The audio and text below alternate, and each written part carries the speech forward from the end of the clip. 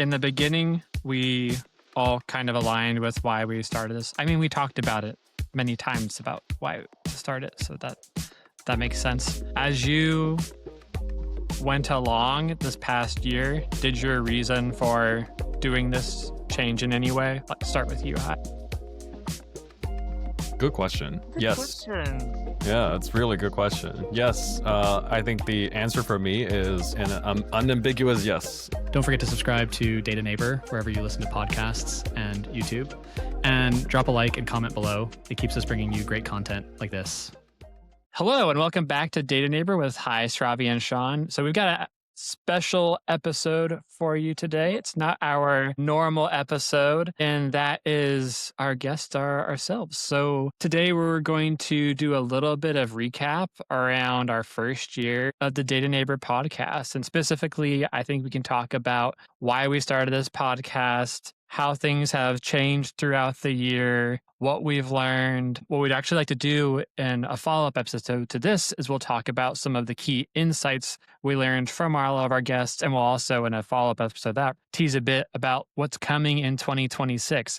But maybe to kick it off, Hai or Shravia, do you want to tell our guests a little bit about why we started the Data Neighbor podcast a little bit over a year ago? Oh my God. Shravia, go ahead. You have the best intro of all time. Unfortunately, my guests today didn't receive any questions beforehand. Sean, we don't do that all the time. Ours is a very impromptu podcast. What are you talking about? Okay. Why did we start this? I think going back to the actual roots of it, for me, I'll talk about for me, and I'd love to know Hai and Sean for you guys, right? Loved working with Hai and Sean at Nextdoor, where we met, and we were like, we have so much in common. We're very similar personalities. I mean, different external personalities, but very similar, like values are, very easy to work with, just all three of us. And we were like, we need to do something in this space, and we are going to love working with each other, like how we did. And there is a gap out there about what is out there in data science and what's versus what people know about and what people study about in their masters or bachelors or people across the world, like how much of the information about the industry and data science that's being happening in the industry, how much of it is actually known. And the intention was to bridge that gap with the people I loved working the most. So that was my reason to start this. That's pretty good. Yeah, I don't think we can top that answer. And I just say +1 and move on. No, Hai, yeah, what? plus Hai, 100. Anything to add from you, Hai, around like Nothing to why add. you want to start this? Nothing to add. Absolutely nothing else to add. I think, yes, 44 episodes later, we're still doing this. So it's one of those moments where we just have to kind of sit back, enjoy, and just zoom out a little bit to understand where we've come from. I do have a question for you guys, whoever wants to answer this. What surprised you the most about starting a podcast? Investment in like editing things. Even if you don't edit it well. Like, even if I do a crappy edit, like it takes so much more time than it should. That and YouTube thumbnails, same thing. Even if I make the worst YouTube thumbnail ever, like it takes a long time. The lowest level effort is the recording with the guest. It's so easy, actually. Like easy in terms of like enjoyment. So even when I'm, we all have day jobs, and sometimes I get up at 5 a.m. for these recordings, or sometimes it's at the end of the day after work on a Friday, like this one is. And I'm not always like, I want to do this right now. I have my other stuff I have to do. But as soon as we're on the episode, literally as soon as we not even hit record yet, like this is awesome. Like the guests, the kind of people who come on are always great people to talk to, and you get to meet new people. The conversation's always good. And going back to what Shravia said, when the three of us are talking together too, it's like, oh, I'm just hanging out with my friends now. So those things, I think, were surprising in terms of the investment, what's actually hard. What about you, Shravia? What are your... I mean, guys, you pull off most of the burden of the hardest things. So I'm here, like, pretty like in awe in how much Sean and Hai, like how much you've grown. I remember the thumbnails from our, like the first, like last episode 1. My goodness. Maybe I'll Okay, I'll do this actually. I'm going to edit over what we're talking about right now. So the right now, what the user should be seeing is us, the thumbnails from some of our Pre-post. evolution. You I'll should do share. that. You should share my amazing creative thumbnail with the yellow paint, black splash, and data science on top of it. Like that's the basic things that I could do. Yeah, I mean, from where we were and the type of trailers we were cutting to where we are, it's like tremendous improvement, and it's pretty awesome. Like how you guys pulled this off. I think what me the hardest part was ensuring that we like consistently continuously keep doing it. Like I know used to do daily weekly, and then we went to bi-weekly, and then now we are weekly again, but we did it, right? I think that doing it, all of us have day jobs that we are extremely like busy with, and we are all doing our jobs there, and ensuring that we continue doing this, and like each of us, usually you guys, like just going and running with it. I think that was the hardest part, but I think most, how do I say, satisfying and contentful that we are here. What, doing an episode right after a year? Like, how amazing is that? Yeah, I actually do want to ask about the hardest part, but I'll share what I have in mind for the most surprising part about podcasting. I spoke about the hardest part, huh? But that's cool. I have That's something okay. too surprising too, but Okay, yes, go ahead. go for the surprising. Go for the surprising? Okay. The surprising part to me was how varied, like how many different types of data related people, amazing people are out there and are willing to share their insights to this world. I'm just like in awe with all these guests and all the insights that are being shared. And I'm like, guys, this should get 1 million views, this content, I mean, forget about what we got, but the it's gold, right? And how much energy giving this work is, specifically the conversation work. It's not draining at all, especially to Sean's point. So that was, I would say, like pleasantly surprising that we continuously keep having fun every hour when we record that podcast. Sorry to interrupt you before you go. The surprising part is to add on to what Srabia said about the varied guest, and also the willingness and like kindness of people to just come on the show.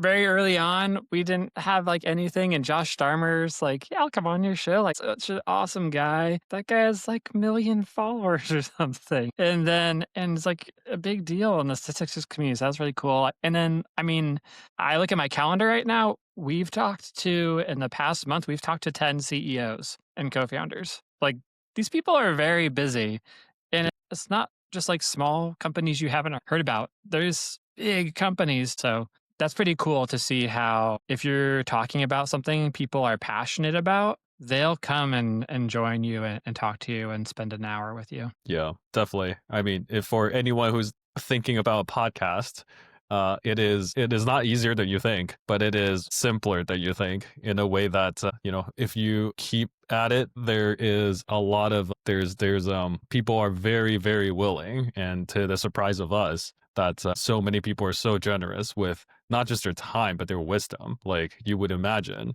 if you were to get the exact same advice from the same set of folks, you're paying thousands, if not more, to get the exact same, like things that help you shortcut whatever in the pod. So it is just a matter of being consistent, being courteous, and showing them that hey, you're serious about doing this. Is that your surprising thing you learned, High, or is there other surprising features? I think it's pretty consistent across the three of us, actually. That's like, true. as you guys were talking, I was like, that's like, stop stealing my thunder here. I have a kind of follow up. So in the beginning, we all kind of aligned with why we started this. I mean, we talked about it many times about why to start it, so that makes sense. As you went along this past year, did your reason for doing this change in any way? Like, start with you, High. Good question. Good Yes. question. Yeah, it's really good question. Yes. Yes. I think the answer for me is an unambiguous yes. as initially we talked quite a bit about mostly trying to help data professionals, pivoters to get into the data field. And we've had a lot of episodes on that, and those were fun to do. And then, like a few episodes in, we realized, hey, this whole, AI pivot thing is faster, more rapid, more consequential than many people have really talked about, and we got in pretty hard on that end. And for ourselves, we also start to kind of benefit from a lot of these conversations because we're not like innately kind of like in AI, other than maybe Sean, you're that's your day job. But like talking to a lot of these guests actually sparked the next idea, sparked what's the future, sparked how we should pivot ourselves. And so in the whole spirit of being, like always innovating and always understanding what the forefront is, I feel like this was actually a really good manifestation of that. And I'm pretty proud of, like we've got some pivots along the way and talked to 10 CEOs and new series next year. So let's keep at it. What about you, Shravya? I had exactly the same thing. I think I came in thinking we are here going to, majorly it's going to be around data science or like what we've been doing in our day jobs until recently when the whole, like the world around us is just changing every single, hour, right? And leveraging this platform as a reason for upskilling ourselves. That is what Hmm. happened. Yeah. I think like how amazing it is that we could do this, right? Because of Data Neighbor podcast. Without it, it would have been so hard to understand and, get hold of this information. So that pivot happened to me as well. I'm like, wow, this is not what I thought. That I knew I was going to have a good conversations. I was also under the impression that I'm going to share what I know to everyone. But that's Yeah. when I realized I'm like, oh no, I have so much more to know. And I'm learning with them, who are the viewers that are learning. And that is the most biggest difference for me. Yeah, Sean, what about you? exactly. No, same thing. It's like when we started it, we are in the mentality of we know so much, we have so much we can share with other people. Kind of got through that in 3 episodes. Exactly. I was gonna say, like, we haven't had a three people co-host episode for like a year, exactly a year. I don't know that That's much. hilarious. But then it really did shift where, like we were saying, started learning a lot of people. One of the big moments for me was when we had I think you guys had a recording around cursor. Yeah, That was a big one. Yuja. And then, yeah, with Eugen. And then Asian? and Yes. then pretty soon after we had one with Replet? Colin Matthews around Replit. Yes. And after that, My definitive level. I was like, me and Hai were talking about it, and we're like, we just got like, this dude is so good at this. He has really great courses where he teaches like how to develop product with tools like Replit and other things. Really popular, excellent courses that cost money. And he came in and taught us for free. We should be paying him to be here. So there was a moment for me where I'm like, if I put this on YouTube and no one watches it, it doesn't even matter because it's still worth it for me.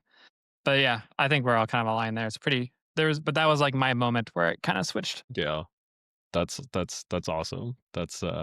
And then so now coming back to the other question, which is, what is the hardest thing about that I would say no one warned us about on podcasting, on just keeping at this? Start with you, Shravya. I kind of shared it, right? Like how hard it is to be consistent for Yeah, at consistency. Yeah, something for an year, right? Like you do it with all the passion out there for a month, 2 months, 3 months, 5 months. Oh my God. Like when things hit hard, it could be like maybe something big is happening in your personal life that you have to like say move houses that happened with me Uh-huh. while working, while handling this. It's the and ensuring that we continuously show up. I mean, I do the least part. I think you guys, it's like amazing like how much we pulled off. Yeah. I think to me, the hardest part is the consistently being out there and thinking we are not dropping the ball. We are going to do this, yeah. What about you, Sean? Yeah, I think but someone didn't tell me. I think I probably could have guessed the consistency was going to be hard. And the same thing and I think we balanced it pretty well where it's like, hey, when people have stuff going on, like other people will pick up certain things or take on different types of tasks. Like Stravia, just like going to conferences and talks and funneling in great guests for us to talk to. I'm not doing any of that, but I'm kind of focused on like doing YouTube thumbnails. That's like the thing no one told me about is all the YouTube stuff. I actually luckily know a lot of people who have successful YouTube things. Like my brother's job is he's an artist. He's a really good artist, but a lot of his revenue comes from YouTube where he shows his paintings off and does like how to paint things also. And then my neighbor has a successful YouTube channel where he does a lot of outdoor mountain biking and I go in a lot of his videos. We do like backcountry skiing and stuff and like so like actually me and him will be out on like his mission like in the desolation wilderness for like 8 hours and we'll just be talking about YouTube. Like I will be like out of water, dead at the top of this mountain, having done like 20 miles and like 8,000 feet. And he's like, okay, so let's take some thumbnail shots. He's like, I've been thinking about this thumbnail. Once we get to the top of that peak, this guy's in great shape. He was like a college athlete, like run like 4-minute mile, competitive college cross country runner. Like I think his 5K back in the day or his 10K was like under 30 minutes. He's like super quick and great shape. And so like he's just like up at the top. He's all good. I'm like struggling to get up this thing and like I do this stuff a lot, but like and I'm at the top and he's like, okay, so I've got a couple of different thumbnail poses I'm thinking about. So but I'm like, yeah, this is good. Like how can I bring this back to Data Neighbor? So that's kind of So much when fun. you look at what we do and compare to that, this is so much easier sitting in a chair in front of a computer rather than going and Oh my God. filming like on the go. Oh my Yeah. god. Yeah.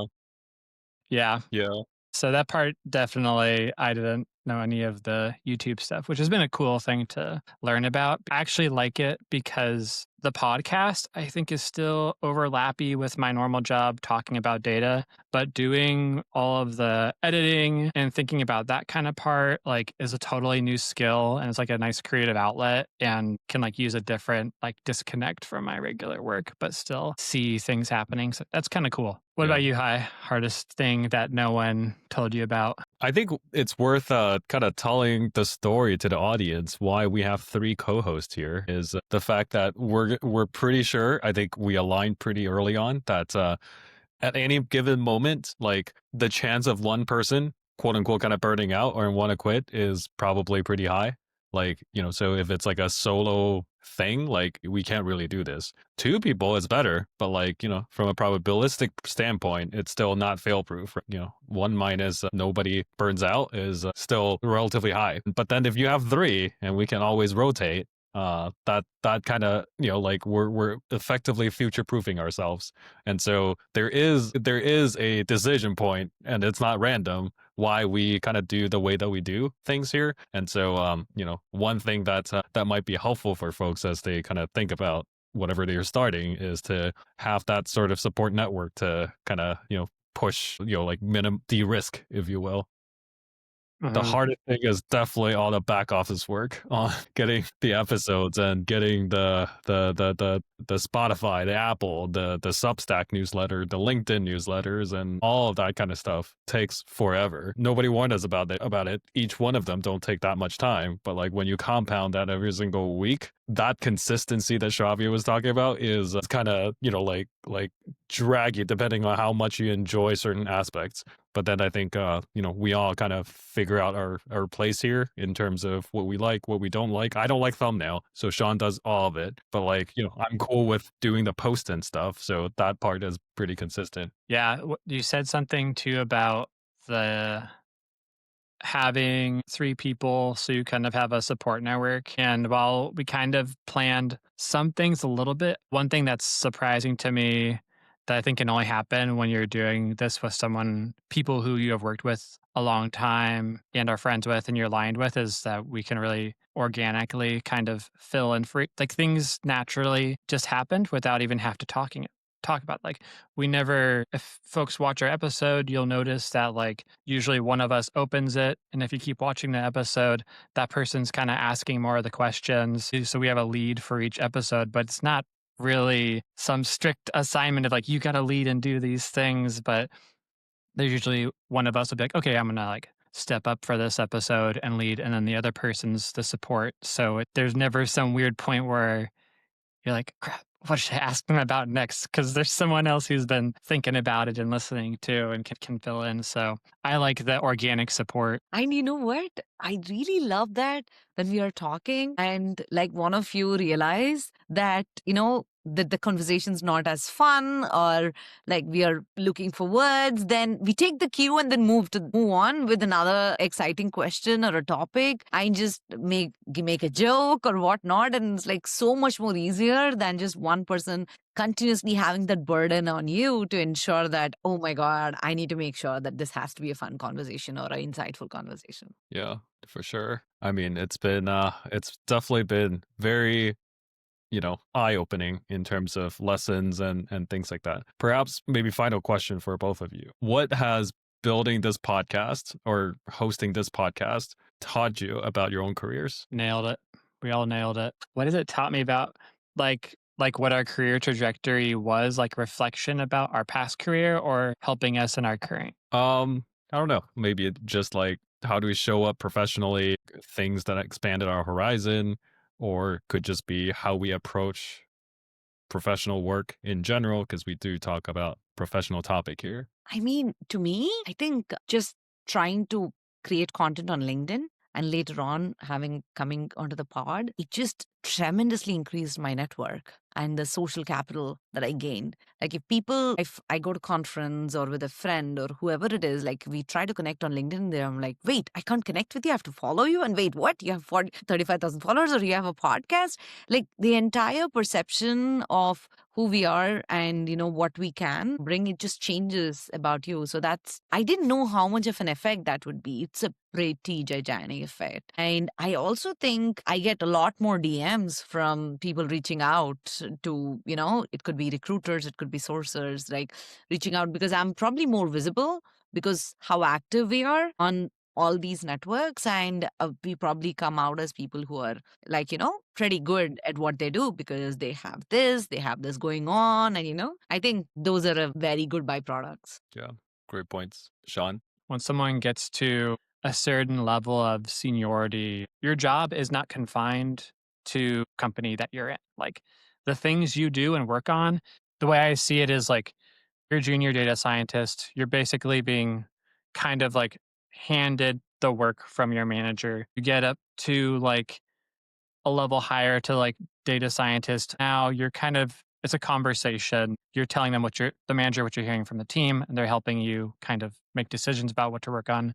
Your senior IC, now you're really telling the manager what your team needs. And maybe you're not even telling them, maybe you're doing it. And then you're just telling the manager the results of the thing you did later on. Then you get to the staff, and now you're not in your team. You're pulling across all these other teams, and you're trying to also push out what you're learning in your team to those other teams. So you're trying to help like the organization more broadly. And then I think principal now where I'm at is you have to go outside of your company and not just your past companies either. Definitely that, but be like, what is the industry doing right now that we need to level up our company with? And also, what's my company doing right now that I can level up the industry with too? And I had no idea when I was more junior and probably really like a year ago how to do that. And a podcast is a really good forum because you're forced to talk to completely different people every single week. You're held accountable to that, talking to every single people. These aren't the only people we talk to who are our guests. We're also reaching out to a bunch of people who haven't made it on the show yet, but you have to do all this networking and learning about that. You have to learn new concepts and you bring all that back in. And at the same time, you're doing things at your work where you're talking to people like, hey, have you tried this? Because this is something that like works quite well for us. So I think that kind of like that way of thing of influence was a nice byproduct for me. And plus one to the stuff Shrabi had said too, around just like visibility and stuff as well. Yeah, no, for sure. I mean, absolutely resonates every single thing that you both said. I think the networking piece is real for real. Yeah. I went to a conference and somebody came up and said, hey, you're the guy from the podcast, and I'm like, oh, you listen or you watch, that's cool. And that's invaluable because Like just the fact that you have credibility is pretty cool in the space. The other thing is just being comfortable putting ourselves out there is actually a pretty difficult thing to have imagined, at least for myself, like a year ago. Like, it would be like, I hate getting my picture taken, let alone filming for hours talking. Like, I hate listening to my voice, all that kind of stuff. But like, you can't get around that if you're gonna do a podcast. So, One that thing itself is like personal growth. that reminded me of something high. I always have been okay to speak up and, talk in front of a crowd. That was my personality. But what I had trouble with, which I knew, especially was my manager in a previous company, was trying to speak in structured form with like pauses where the content that you're trying to speak gets through. This is literally was like a crash course for me on that. If you put me on a spot on a stage right now, I've gotten like 10x, 20x better at it than what I was like 1 year ago or 1.5 year ago. Because this is like, the wonderful thing about what we're doing is we know it's editable. So that's the reason it's not too much of a pressure. Yeah. That's what I was gonna say. I was say it has the opposite effect on me. I'm like, the AI is gonna take all the shitty stuff I say out of here. I can lose so much filler words. The AI is gonna make it look great. Probably because I didn't edit, guys. I didn't know about the power of the filler words getting edited out. But I think the pressure of that is not there. But at the same time, when the guests are around, like you want to ask a question that resonates, that has a fun Mhm. conversation, and it just like made that a lot more. Like I got a lot more better at it. And even though I was okay with speaking in front of any crowd before, this has totally like, the fear or some little inhibitions, like it just took that out of me. Nice, nice. That's cool. I have one question. Probably we could end with that question too, right? Yeah, let's do it. What Uh-huh. are some fun compliments or some fun comments that we've gotten over the time in this? It could be on Mm, YouTube comments. It could be people like, I think how you just shared something. Someone reached out to you in a conference like, hey, I know you. And this is not a normal conference. Like, guys, this is actually a legit, like tech conference, right? So that'd be great. But any other things or maybe a detail of that? I have one. I'm just trying to go find it. If you want to fill in. I want to speak to the consistent comment that we get actually from every guest, which is folks here, not sure if you're aware, but behind the scene, we kind of give a little bit of a direction to all of our guests that we are a friendly bunch of interviewers, like podcasters. We are here to make them look good. And then the style of what we're going for all the time is friends hanging out around the fire pit. And almost every single episode, I think every single episode, by the end of it, we always ask, hey, how did it go? And then the comment that we get is always, that was so fun, something along that line. And so, like, I think, like our motto has always been if the guests are having fun, we're good. Yes, yes. It's actually evident, right?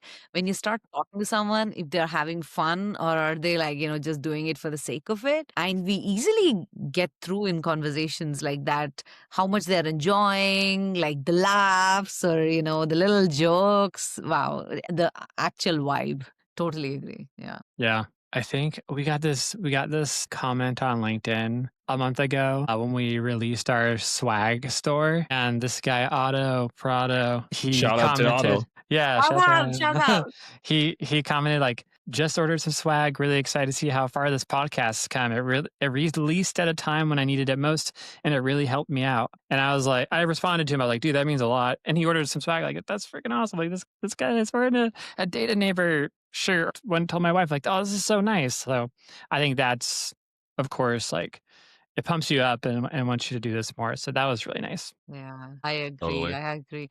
There was what I loved the most is a guest shared their comment, like someone who sent them a message saying, "Hey, I heard your podcast with Data Neighbor. It was so cool. I learned so much. I didn't know you do podcasts." It's like a friend or like their LinkedIn network person. Hmm. he talked about how cool the conversation was, how cool the guests were. And I just really love that your guests are also getting compliments for being on the show. Like, how cool is that? Yeah. So that made me, I think, feel pretty good about what we're doing. Yeah, that's it. Just go after that, what you said. Like, it's also cool when I've had some friends, like, I don't know, my work stuff's totally different than my run stuff. I say my run stuff, 'cause that's like the rest of my life. Like, I do like snowboarding and running and stuff, and the data science shit doesn't have anything to do with that. And that's like what I'm mostly talking to people about. I don't talk to any of my friends about AI and data ever. It's only work. Like, I talk to them all about running and snowboarding and travel. And so I've had some friends who like have like messaged me who are like, dude, I just watched your episode with like Aman. That was awesome. Or like something like that. And so like that's kind of cool when your friends who it's like totally unrelated kind of space are commenting on you at. Yeah. Totally. That's so cool. That's an awesome question to end on. Very high note. So yeah. It's Sean, do you want to give a little preview of what's coming up in 2026? Yeah, and we'll do a full episode where we'll go deep into this later on. Obviously, we learned a lot in 2025. There's two kind of main themes that are coming up again and again, no matter who we talk to. One of those is this idea of AI powered analytics, AI powered data science. So, this is like whether you're a data professional or anyone else, like you're using data to make decisions. And now we're living in a time where like you either could leverage AI to do some of your job if you're a data person, or you can not have to rely on a data person as much to get that data.